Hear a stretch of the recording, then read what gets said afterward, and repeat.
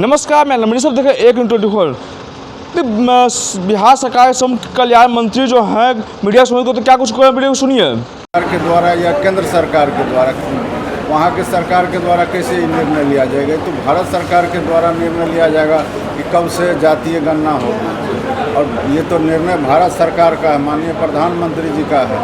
हम लोग तो इसका स्वागत करते हैं और ये तो खुशी की बात है, खास करके बिहार के सभी लोगों के लिए, हम लोग के लिए ही नहीं बल्कि बिहार के सभी लोगों के लिए कि इस जातीय गणना की शुरुआत बिहार से हुई थी और अब केंद्र स्तर पर ये हो रहा है। तो इसका लाभ आने वाला समय में सभी देशवासियों को मिलेगा, खास करके जो दलित वर्ग के लोग हैं, तो पिछड़ा है, उनको इसका लाभ मिलेगा, सभी वर्ग के लोगों को लाभ मिलेगा। सर, विपक्षी पार्टियां जो है बिहार में, उनकी बैठकें लगातार जारी है, अलग अलग गठबंधन के इंतजार हैं, वो तैयारी में लगे और कह रहे हैं कि सरकार जो मौजूदा सरकार है वो हार के देखेगा। ये प्रयास तो कोई पहली बार वो लोग नहीं कर रहे हैं। इससे पहले लोकसभा भी हुआ, उसमें भी यही बात बोल रहे थे। इससे पहले भी विधानसभा का चुनाव हुआ, 2020 में भी हुआ, 2015 में भी हुआ, 2010 में हुआ।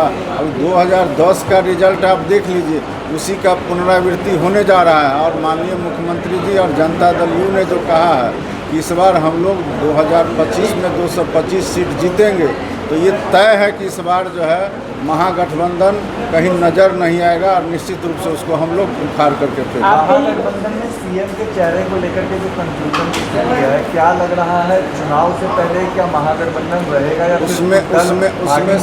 उसमें सिर्फ सीएम फेस के लिए ही नहीं लड़ाई है, अनेकों लड़ाई है। सबसे पहले तो वो तय कर लेना कि किसको कितना सीट मिलेगा, उसमें से कितने लोग अभी भागेंगे वो गिनती आप लोग करते रहेगा, वो एक साथ रह ही नहीं सकता, निश्चित रूप से टूटने वाला है। दीपेंद्र हुड्डा जो कांग्रेस के, उन्होंने कहा कि फ्रंट फुट पर अब कांग्रेस वो कह रहे हैं कि हम ड्राइविंग सीट पर रहेंगे, तो इसका मतलब है कि थोड़ा भी इधर उधर अगर आरजेडी करेंगे तो गाड़ी लेकर के कहीं खाई में गिरा देंगे।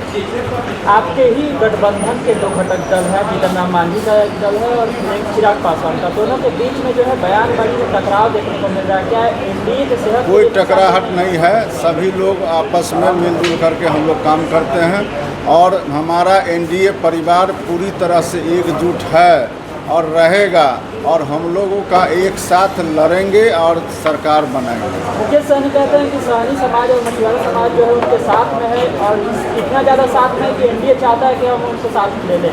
मुकेश सहनी को ये अगर इतना ही बड़े नेता हैं तो लोकसभा चुनाव हुआ था ना, और तेजस्वी जी के साथ 200 से ज़्यादा सभा किए थे, रिजल्ट क्या आया और कितने निषाद ने उनके कहने पर वोट दिया?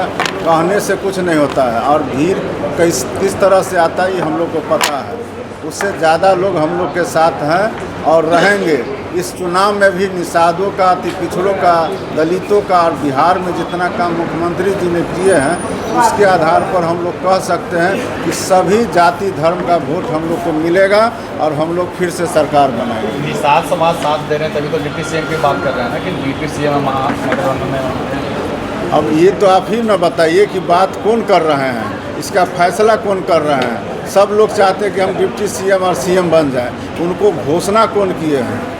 आज तेजस्वी यादव कभी बोले हैं कि हम इनको, हमारी सरकार बनेगी तो हम इनको मुख्यमंत्री बनाएंगे? कभी बोले हैं? कितना सीट देंगे? 60 सीट मांग रहे हैं। कभी बोले हैं कि हम 60 सीट मांगेंगे? दावा करते हैं कि सबसे हम ज़्यादा जनाधार वाले हैं, अब बगल में बैठने नहीं दे रहे हैं तेजस्वी जी, ये आपको नहीं दिखाई दे रहा है? तो आपने सुना बिहार सरकार के मंत्री जो मदन सहनी जो है महागठबंधन की बैठक और मुकेश सहनी के प्रतिक्रिया दी है। तमाम खबर देखने के लिए 1/24 बना। धन्यवाद।